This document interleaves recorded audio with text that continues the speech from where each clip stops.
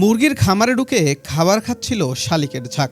আর এতেই ক্ষিপ্ত হয়ে ফাঁদ পেতে শত শত শালিক পাখি ধরে হাত পা বেঁধে পানিতে ডুবিয়ে হত্যার অভিযোগ উঠেছে খামার মালিকের বিরুদ্ধে। পরে মৃত পাখিগুলো পাশের পানিতে ফেলে দেওয়া হয় বলেও অভিযোগ রয়েছে। হৃদয় বিদারক এই ঘটনার ভিডিও সামাজিক যোগাযোগ মাধ্যমে ছড়িয়ে পড়লে এলাকায় শুরু হয় তীব্র ক্ষোভ ও আলোচনা সমালোচনা। ঘটনাটি ভোলার লালমোহন উপজেলার রামগঞ্জ ইউনিয়নের ১ নম্বর ওয়ার্ডের চৌমুহনী বাজার সংলগ্ন জামাল হাওলাদারের মুরগির খামারে ঘটেছে বলে অভিযোগ উঠেছে। বৃহস্পতিবার ৯ জুলাই এই ঘটনার কয়েকটি ভিডিও সামাজিক যোগাযোগ মাধ্যমে ভাইরাল হয়। ভিডিওতে দেখা যায় মঞ্জু নামের এক ব্যক্তি হাতে মৃত পাখিগুলো ধরে ঘটনাটির নিন্দা জানিয়ে অভিযুক্তদের বিচার দাবি করছেন।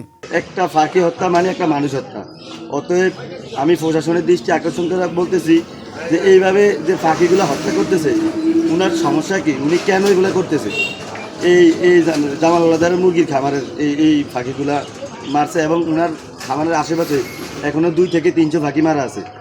আপনাদের কাছে এই আর্জি জানাই যে উনি কেন এগুলো করতেছে, এগুলো তদন্ত সুষ্ঠু তদন্ত করা হোক। ভিডিওটি ছড়িয়ে পড়ার পর সামাজিক যোগাযোগ মাধ্যমে অনেকেই ভিডিওটিকে অমানবিক বলে মন্তব্য করেছেন। পরিবেশ ও জীববৈচিত্র্য রক্ষায় ঘটনার সুষ্ঠু তদন্ত এবং দায়ীদের বিরুদ্ধে প্রয়োজনীয় আইনগত ব্যবস্থা নেওয়ার দাবি জানিয়েছেন স্থানীয়রা।